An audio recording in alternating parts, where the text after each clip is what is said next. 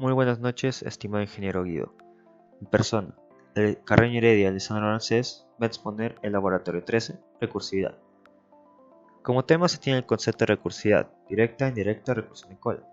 Y como objetivo se tiene el comprender el concepto de recursividad y sus diferentes tipos de recursión, directa, indirecta y cola, representar el flujo de llamadas recursivas mediante pruebas de escritorio e implementar en ya algoritmos sencillos que usan recursión y edición de problemas.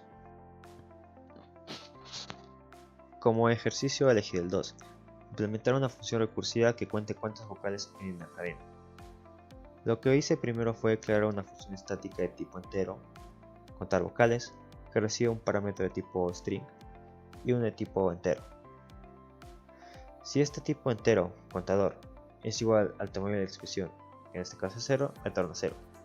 Si no, se tiene un carácter c, que además de servir como iterador, hace que cualquier carácter que haya recibido se vuelva una minúscula obligatoriamente. Y si este carácter es igual a una A, E, I o U, va a retornar a 1 más la que es la función, aumentando el contador de vocales. Y si no, simplemente retorna la función sin contador, sin aumentar, aumentando el contador de letras. La diferencia es que entre vocales y letras, el contador de letras sirve para recorrer los elementos de la letra y así determinar, mientras que la vocales cuenta cuántas vocales se han recurrido hasta ese momento. Ejecutando el código nos va a salir que la palabra algoritmos contiene 4 vocales. Este ejercicio tiene una variación que es cuando se usa la recursión en cola. En este caso se le aumenta a una variable entera tipo conjugador, que lo que hace se comporta de forma similar a contador, solo que se va a aumentar solo en el caso de que se haya una vocal, y si no, se mantiene igual. En este caso en específico, usar una recursividad en cola puede considerarse algo superfluo, ya que la operación extra que está haciendo solo suma en 1, es solo una suma, por lo cual, al menos en manejo de una palabra que no sea larga o una cadena que no sea larga, la carga que se ahorra realmente es mínima. Bueno, pasando a los cuestionarios, tenemos el número 1. ¿Qué ocurre si un algoritmo recursivo no tiene caso base? El caso base funciona como un limitante del algoritmo, indicando hasta qué punto debe parar.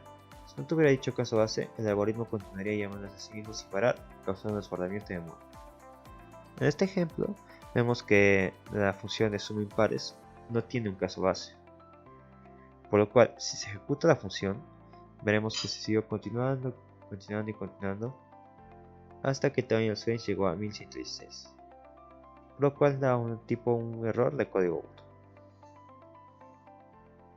2. ¿Cuál es la diferencia entre recursión directa e indirecta? La recursión directa consta en la que una función se llame a sí misma, mientras que la recursión directa consta de dos o más funciones se llaman entre sí, formando una cadena de llamadas. En el primer caso tenemos lo que es una función de factorial, que se hace multiplicar con el anterior. Y en el otro caso, que es una función directa, tenemos dos funciones, método A y método B, que lo que hace se llaman entre sí una vez se ejecuta. Método B restando menos 1 al iterador y método A dividiendo entre 2. 3. ¿Por qué la recursión cuál es la más eficiente en memoria? Porque, a diferencia de la recursión 1, esta deja operaciones fuera de llamada función, no hay que cargarlas en memoria en cada interacción, mientras que en la recursión por cola todo está dentro de la función, sin dejar operaciones pendientes, por lo que la carga en memoria se reduce considerablemente. En este ejemplo de suma impares vemos que hay una función de un operador externo realmente pesado, como 2 por n menos 1, y de ahí recién se suma con la función. Sin embargo, en la otra acumulador suma vemos que tenemos un error de acumulador que al igualarse con return sirve para indicar a la función hasta cuándo debe detenerse. 4. ¿Qué ventaja tiene la técnica de la división y conquista frente a los métodos iterativos? Pueden aligerar la complejidad temporal VBOW y más aún cuando se iteren varios momentos, en comparación con los métodos iterativos. Uno de estos ejemplos son Quicksort y Mersor. Aun siendo de estos ambos algoritmos, tienen una complejidad promedio de VBOW de O de n al logaritmo de n. Y por último 5. Explica con tus palabras cómo resolver una búsqueda binaria o una recursión.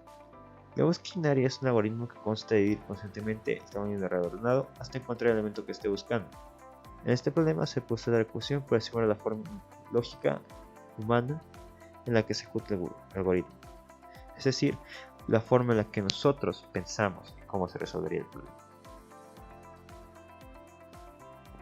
Primero se declara dos variables, los extremos izquierdo, índice 0, derecho, índice n-1 siendo n el tamaño de la raya. Luego otra variable donde se sumen ambas y dividen entre 2. Se compara el índice medio para ver si es el valor que se busca. Caso contrario, entra en juego la recursión. Si el valor buscado es menor al índice medio, se descarta lo mayor y se vuelve a llamar la función para que se itere desde aquel punto. Caso similar es si el valor es mayor. Y esto fue todo por mi parte. Muchísimas gracias por ver.